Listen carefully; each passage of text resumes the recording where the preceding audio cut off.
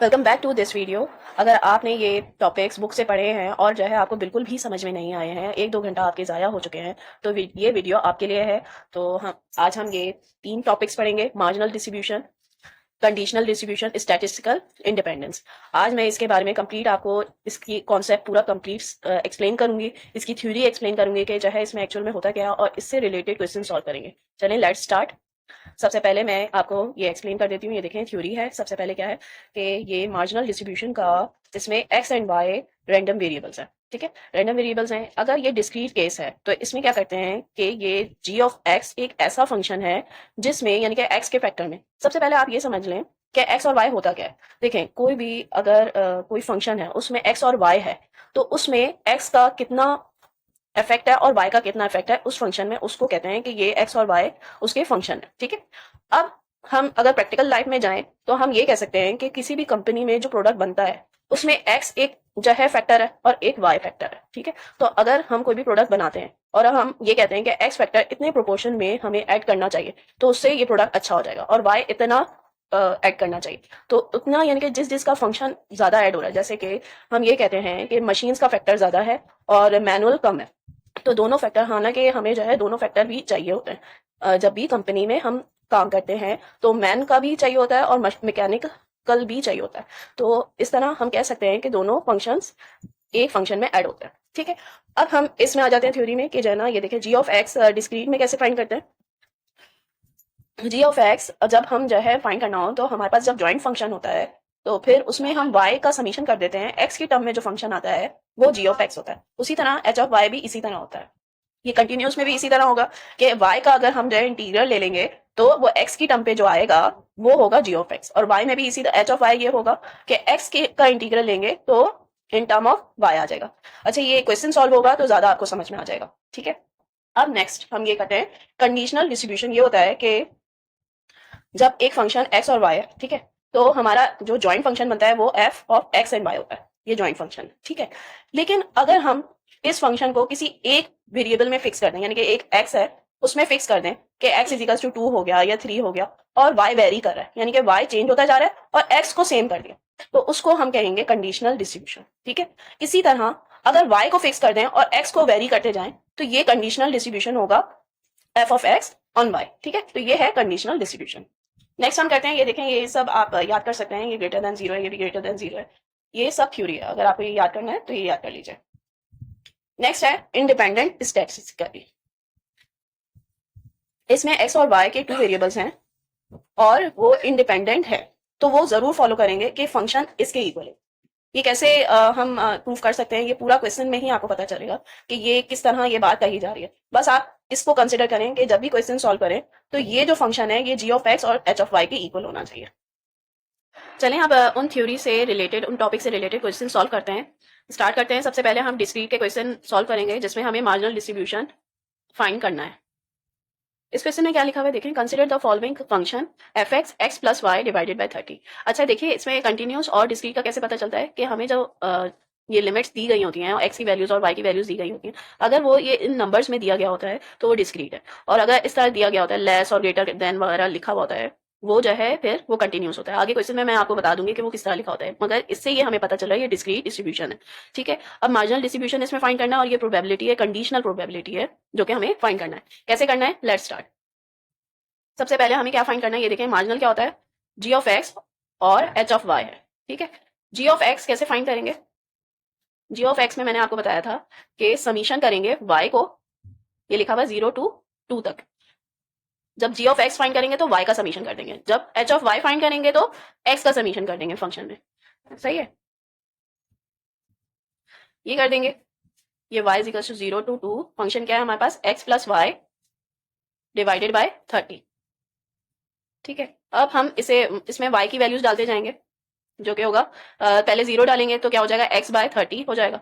फिर 1 डालेंगे, x plus 1 divided by 30। फिर होगा x प्लस 2 डिवाइडेड बाय 30। तो ये हमारे पास आ जाएगा 30, और ये कितने होंगे, 1 2 3, 3x प्लस 3। सही है, 3 कॉमन ले लेंगे तो ये हो जाएगा x प्लस 1 डिवाइडेड बाय 30।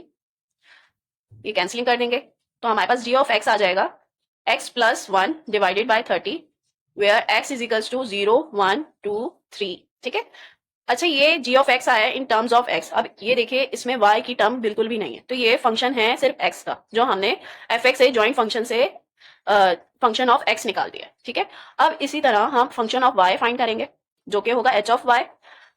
इसमें क्या करेंगे, इसका उलट जो होगा एक्स, उसका समीशन ले लेंगे, वो है 0 to 3 तक है। ठीक है, फंक्शन को हम समीशन ले लेंगे, X is equals to 0 to 3, function क्या है X plus Y divided by 30। अब ये हमें 30 तक के लेना है, ओ सॉरी 3 तक के लेना है, तो एक्स में वैल्यूज डालते जाएंगे, पहले 0 डालेंगे तो क्या हो जाएगा y बाय 30, फिर होगा y प्लस 1 बाय 30, फिर होगा y प्लस 2 बाय 30, फिर होगा y प्लस 3 बाय 30, फिर आ जाएगा हमारे पास 30, फिर 30 लिख लेंगे, और ये होगा 4y, और ये हो जाएगा प्लस 6। अब इसमें से हम कॉमन निकाल लेंगे, जो कि होगा 2y प्लस 3 डिवाइडेड बाय,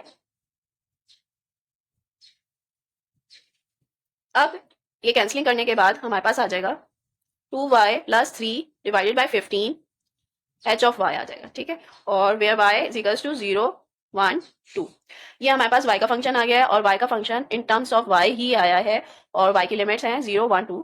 ठीक है, अब इसके बाद मैं आपको ये बताऊंगी, देखिए ये जो मार्जिनल डिस्ट्रीब्यूशन है इसके दो तरीके हैं, एक तो हम ये फंक्शन से फाइंड करते हैं, दूसरा ये कि अगर हमें वैल्यूज दी गई होती हैं तो हम टेबल ड्रॉ करते हैं, फिर उसके बाद जी ऑफ एक्स और एच ऑफ वाई फाइंड करते हैं।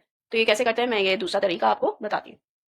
अब ये देखिए, ये दूसरा तरीका बता रही हूँ, जिसमें जो है ना वैल्यू से हमें टेबल अगर दिया जाता है, तो जो है हमें जी ऑफ एक्स और एच ऑफ वाई दिया, कैसे फाइंड करेंगे, जैसे फंक्शन नहीं दिया हो तो क्या करेंगे, सबसे पहले हम लोग ये फाइंड कर लेते हैं टेबल, और फिर मैं आपको बताती हूँ। देखें, एक्स और वाई की वैल्यूज इसमें पुट कर देते हैं, जैसे 0 0 पुट कर देते हैं तो हमारे पास आ जाएगा ये 0, फिर हम 0 और 1 पुट करेंगे तो क्या आ जाएगा 1/30 आ जाएगा।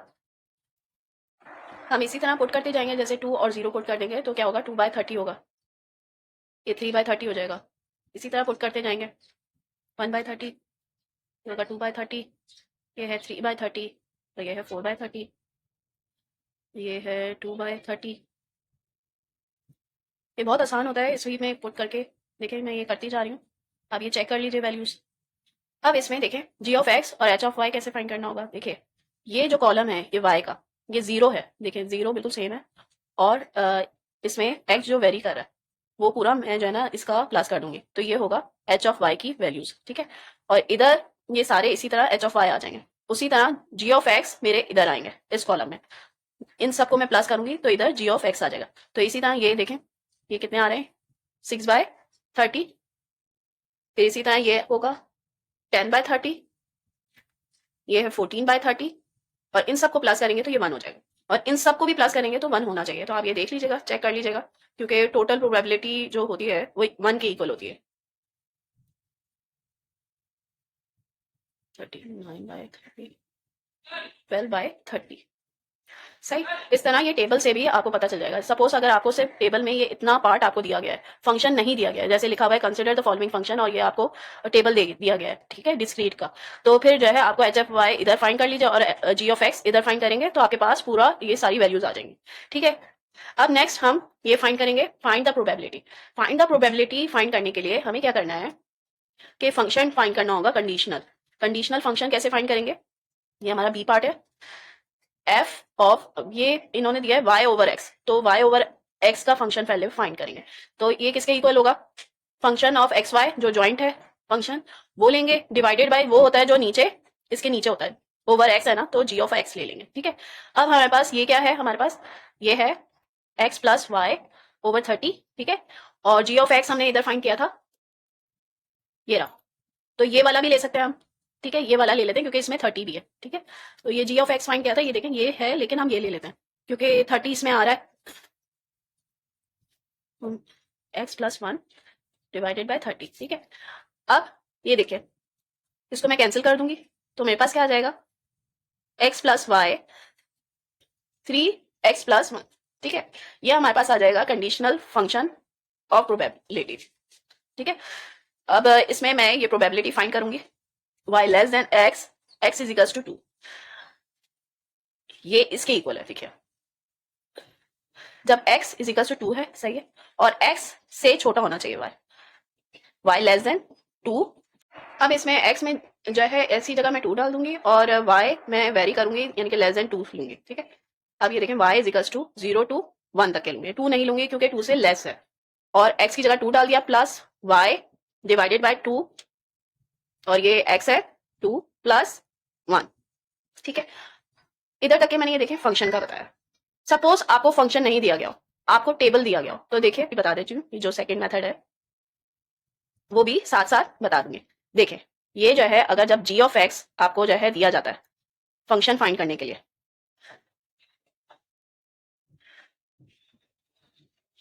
y ओवर x है, तो आपको सबसे पहले g ऑफ x करना होगा, सही है, divided by function divided by g of x करना होगा। और जब जब ये जो है p of y less than 2 और ये भी 2 है, x भी 2 है, तो ये f2 f x की जगह 2 लिख लिया है। उसके बाद g ऑफ फंक्शन 2 के इक्वल हम ले लेंगे। फिर इसके बाद ये जॉइंट फंक्शन जितने होंगे y वाले, वो y इक्वल टू 0 to 1 हम ये सारे इसमें लेते जाएंगे। इसी तरह इसमें भी सेकेंड ये जो फर्स्ट मेथड होगा उसमें 2 प्लस, ये देखिए अब इस फंक्शन के थ्रू जब हम फाइंड करेंगे तो फिर क्या होगा कि ये जो हम इसमें y होगा, x में तो हमने 2 पुट कर दिया, ठीक है। अब y है वो 0 to 1 होगा और डिवाइडेड बाय 9, ये सब x पुट करने के बाद हमारे पास 9 आ जाएगा, ये आप देख लीजिए। फिर हम एक दफा 0 पुट करेंगे तो ये आ जाएगा, और एक दफा 1 पुट करेंगे तो हमारे पास ये आ जाएगा। अब इसकी मजीद कैलकुलेशन कर रही हूँ, 2/9 प्लस 3/9, तो ये हमारे पास आ जाएगा 5/9। अब आप देखिए ये सेकंड मेथड भी बता देती हूँ, अगर फंक्शन नहीं दिया हो और टेबल दिया गया हो तो हमें क्या करना है कि सबसे पहले g ऑफ x हम टेबल से फाइंड कर चुके होंगे। देखें g of x g is equal to 2 जब होगा वो 9/30 होगा, सही है। और लेस देन 2 लेने होंगे, यानी कि x is equal to y is equal to less than 2, y is less than 2 होगा तो ये यानी कि 0 और 1 वाला लेना होगा, 2/30 और 3/30।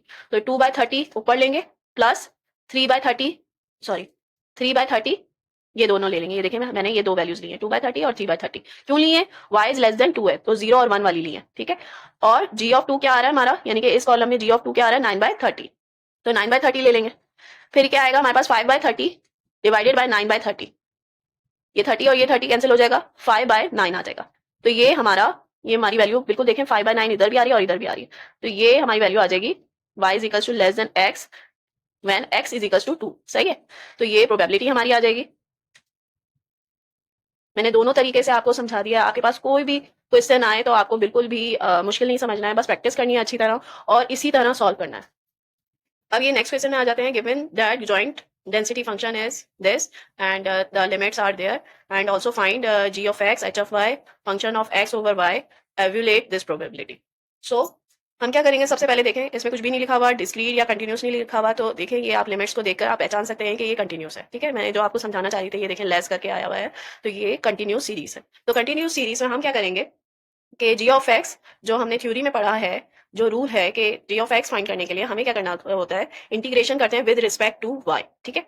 तो ये अपर लिमिट जो भी होगी 0 to 1 तक के है, तो 1 तक के ले लेंगे, और x 1 plus 3y square divided by 4 with respect to y करेंगे, ठीक है। क्यों करेंगे? क्योंकि हमें इन यानी कि in terms of x answer चाहिए, क्योंकि जब फंक्शन ऑफ x हम फाइंड करते हैं तो वो x के ही टर्म्स में होना चाहिए, उसमें y बिल्कुल भी नहीं होना चाहिए। अगर आपका आंसर में y कहीं पे भी आ रहा है g ऑफ x में, यानी कि वो आपने गलत सॉल्व किया, क्योंकि y बिल्कुल नहीं आना चाहिए। और उसी तरह h ऑफ y में भी x का टर्म नहीं आना चाहिए। चलिए स्टार्ट करते हैं, ये कैसे सॉल्व करेंगे।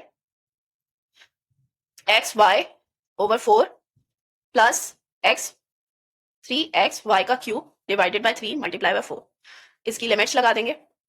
ये इंटीग्रेशन किए देखें, x से इसको मल्टीप्लाई कर देंगे, डिवाइडेड बाय 4 है, तो x के पास y नहीं था तो y की पावर 0 थी, इंटीग्रेशन में फिर 1 प्लस हो जाता है और डिवाइडेड बाय 1 होगा। और उसी तरह इसमें y की पावर स्क्वायर है तो 1 और बढ़ा देंगे और डिवाइडेड बाय 3 कर देंगे, ये और 3 ये 3 कैंसिल हो जाएंगे। फिर हम लिमिट्स अप्लाई कर देंगे, x by 4 plus x by 4, 2x by 4, जो कि हमारे पास आ जाएगा x by 2 g of x आ जाएगा, वेयर x। अब हम h ऑफ y फाइंड करेंगे, वो कैसे फाइंड करेंगे, विद रिस्पेक्ट टू x हम इंटीग्रेट करेंगे, जो 0 to 2 है, 1 प्लस 3y का square divided by 4 with respect to dx।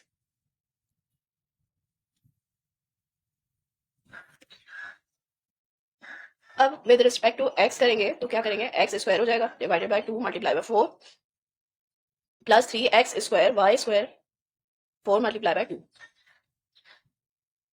और इसकी लिमिट्स अप्लाई कर देंगे। ये इंटीग्रेशन आपको समझ में आ गई होगी आई होप। ये बस इसको स्क्वायर किया है डिवाइडेड बाय 2, सही है, और इसको जो है ना ओपन कर दिया। अब ये लिमिट्स अप्लाई करेंगे, देखिए मैं जीरो अप्लाई नहीं कर रही हूँ, जीरो जीरो हो जाएगा, इन सब में जीरो हो जाएगा, तो जीरो वाली वैल्यूज मैंने लिखूंगी 4 बाय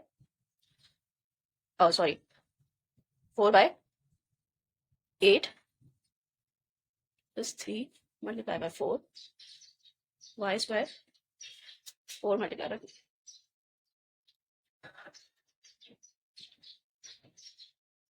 2 आ जाएगा,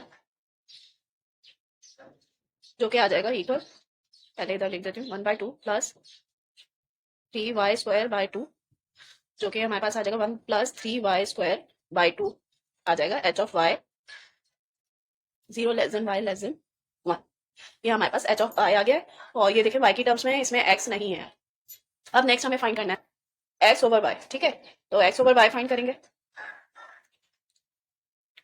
function of F X sorry X Y जो ज्वाइंट फंक्शन है, और इसे में नीचे क्या लेते हैं जो इसमें नीचे होता है, ठीक है, ओवर जो y होता है या x होता है तो वो लेते हैं H of Y, H Y, ठीक है। अब इसके बाद हम फंक्शन की वैल्यूज वगैरह डाल देंगे, जो फंक्शन है 1 plus 3y square divided by 4,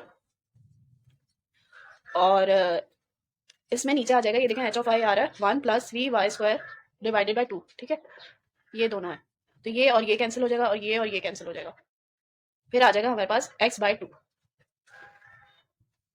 ये वैल्यू आ जाएगी हमारे पास function of x over y की। अब हमें फाइंड करना है, ये देखिए हमने ये फाइंड कर दिया, ये मार्जिनल डिस्ट्रीब्यूशन के फंक्शन फाइंड कर दिए हैं, ये कंडीशनल डिस्ट्रीब्यूशन फंक्शन ये फाइंड करना था, ये भी फाइंड कर लिया। अब प्रोबेबिलिटी फाइंड करनी है, प्रोबेबिलिटी हम इसी से फाइंड करेंगे, क्योंकि देखिए x ओवर y है, अगर ये y ओवर x होता तो हमें दूसरा वाला भी फंक्शन फाइंड करना पड़ता। अब ये देखिए मुझे जो है ये फाइंड करना है, तो मैं फंक्शन लूंगी और इसे इंटीग्रेट करूंगी, x is equals to 1 over 4 से हाफ तक के होगा, x ओवर 2 है, when y is equals to 1 over 3। अगर इस टर्म में y की वैल्यू कोई होती तो y अगर टर्म होता है तो 1 over 3 हम उसमें वैल्यू पुट कर देते, लेकिन इसमें नहीं है तो हम नहीं डालेंगे। अब इसे इंटीग्रेट करेंगे विद रिस्पेक्ट टू x, ये एक्स स्क्वायर आ जाएगा, नीचे 2 आएगा और 2 मल्टीप्लाई में इसका ये वाला आ जाएगा। अब इसमें लिमिट्स अप्लाई करेंगे, हम 1 over 2 करेंगे और ये 1 over 4, ये अपर लिमिट है ये लोअर लिमिट है, तो सबसे पहले अपर करेंगे 1 over 4 माइनस 1 over 16 अपॉन 4।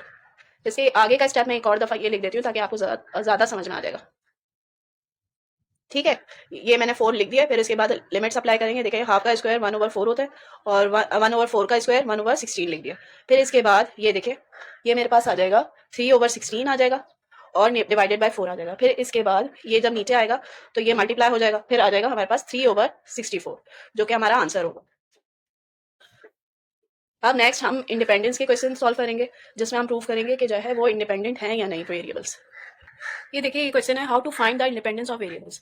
अब वेरिएबल्स में ये देखें टेबल दिया गया है, अब वेरिएबल्स का हमें पता करना होता है कि जो है ये इंडिपेंडेंट हैं या नहीं।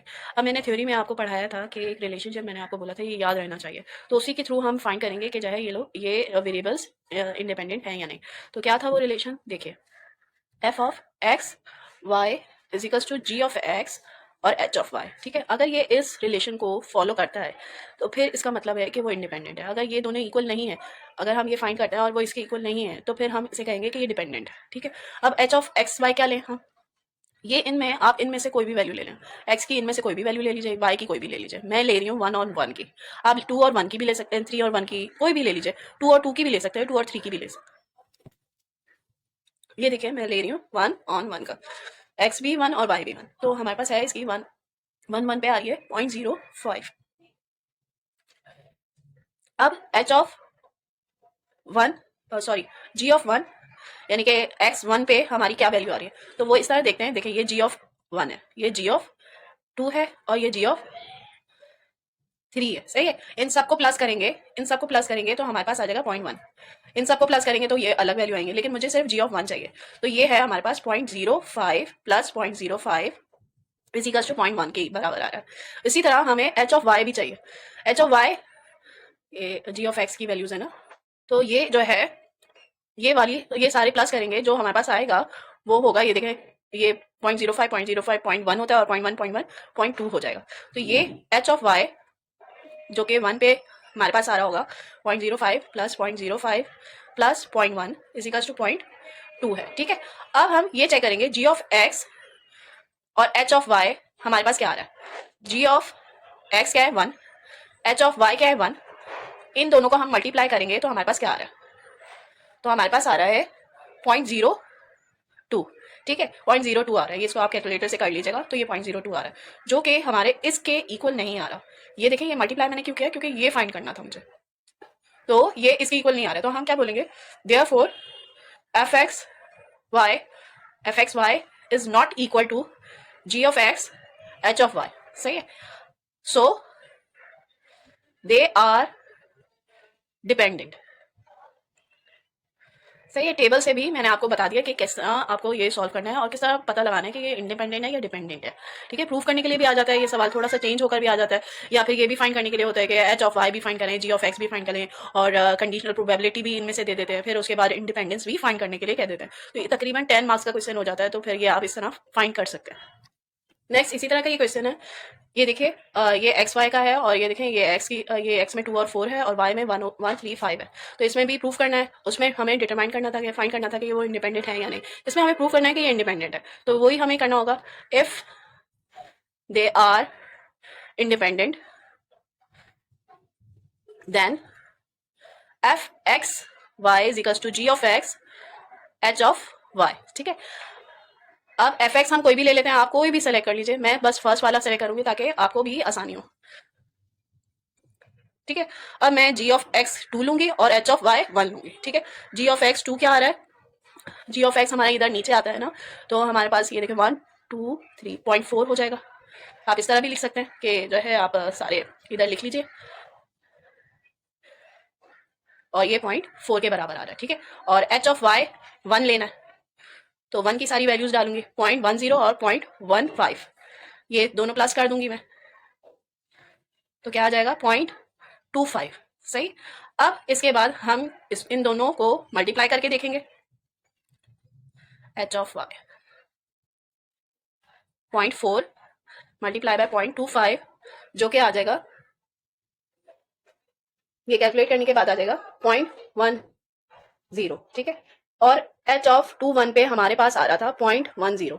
कैसे पता चल रहा है, देखिए 2 और 1 लिया है मैंने, पहले वाला लिया था तो 10 आ रहा था, तो ये दोनों इक्वल हो गए। देखें, तो इसका क्या मतलब है कि ये इंडिपेंडेंट है। मैंने एक डिपेंडेंट का करवाया है क्वेश्चन और एक इंडिपेंडेंट का करवा दिया आपको, तो इसका आपको पता चल गया कि दोनों आ सकते हैं, कोई भी आ सकता है। आप ये नहीं समझे कि सारे डिपेंडेंट होते हैं अनइक्वल आएंगे, नहीं ऐसा नहीं है, इंडिपेंडेंट के भी क्वेश्चन आ जाता है। दे आर इंडिपेंडेंट प्रूव्ड, ये प्रूव्ड हो गया कि ये इंडिपेंडेंट है। अब नेक्स्ट क्वेश्चन करते हैं जो कि कंटिन्यूस का होगा, कि कंटिन्यूस में किस तरह हम प्रूफ करते हैं।